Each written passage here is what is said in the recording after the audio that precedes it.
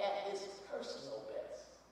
There are these letters of Paul that scholars call the pastoral epistles. These are really Paul being his pastoral best. These are personal letters that have really large theological and cosmically potential consequences for the body of the church.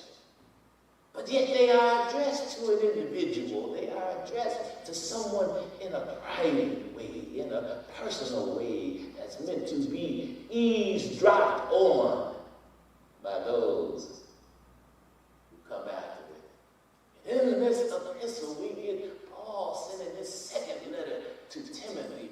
The first one had a lot more theological instruction to it. It was all about what to do with the mission and how to accomplish this mission. Paul had sent Timothy on to the church at Ephesus because those people were going in a bad way. They had gotten under the spell of false teachers. Paul was trying to send Timothy to right the wrong, to actually set them a ship right so that he can then be right in their walk with God and their understanding of who Jesus was. But Paul himself wasn't able to go. This was a church that Paul had started, but he can't go. He couldn't go. Why couldn't Paul go? Because he was in prison. At Rome, we believe he was in prison and he was incarcerated. So he was sending Timothy. Early on in the letter, we realized that some of Paul's other companions had already abandoned him. Why would they abandon Paul? Why would they abandon Paul? They abandoned Paul because Paul was in prison. Criminal. In the eyes of the Roman authorities, he was jailbird. He was a convict. He was on trial. It didn't look well. Things weren't going well. He had already made his first appearance before the court, and all of the witnesses abandoned him. Nobody stood on his side, and it didn't look like it was going well. Matter of fact, in the letter, he tells Timothy, come on now, come before winter, because it doesn't look good. I may not make it through the winter. You better come on now to get the rest of this. It's been a long time ago, but since it's covered, I had a lot of therapy. I spent my time, and you're looking at it like that. You put your finger up to leave the sanctuary. Make sure one of the deacons know where you're going. Been 20 years ago, but yeah, but I kick your hat. I'm 22 years sober. My sobriety. Oh, baby, thank you. Good. Good. Keep it up. Yeah, let's keep the money away from me. I don't know. Watch out. Check to see what your breath is like when you come in. So if you're stumbling a little bit, you okay, brother? Look at me and I'm talking to you, so I can see. Among his friends, even among those who he brought into the ministry. Those who he had spent long time coming back again to save you and me. Paul is a teacher par excellence, but now Paul, just a criminal before the Roman court.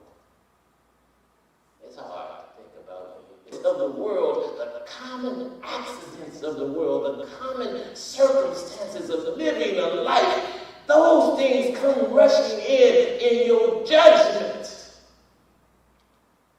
Starts to creep down.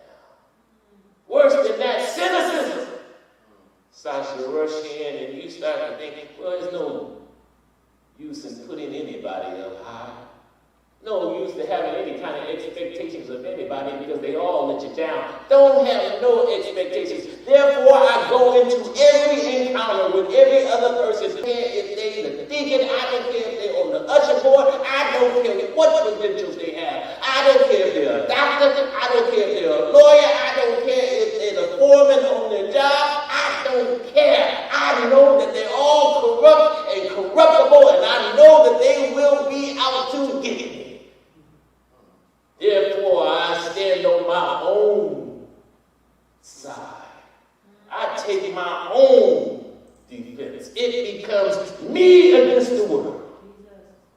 And I'm not so confident about myself either. Because sometimes I get in my own way.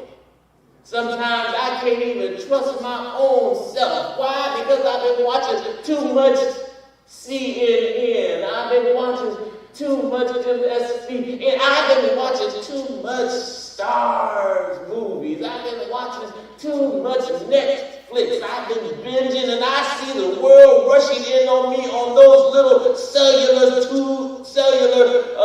modems and screens, and I see all kinds of dastardly stuff doing. Me and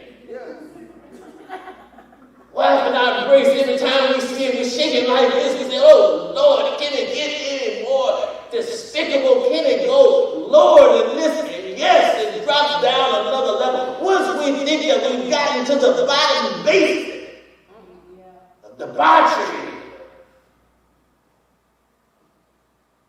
down low in the human condition, they take us down another floor.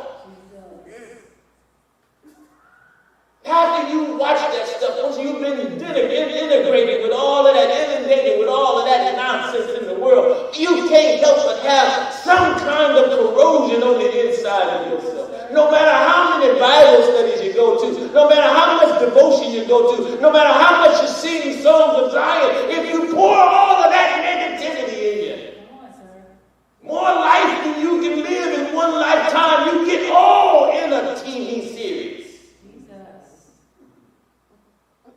And you want to be a Christian and a strong Christian. You got to be some kind of strong man to be able to do that.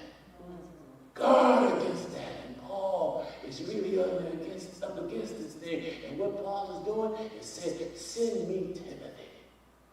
Why Timothy? He says to him earlier, he says, I know about the faith that you inherited through your grandma, Lois. To your mama, Eunice. That is a legacy. You have ancestral faith. You have faith that goes way back 3 generations. That deep-rooted faith. And because you have that deep-rooted faith, I see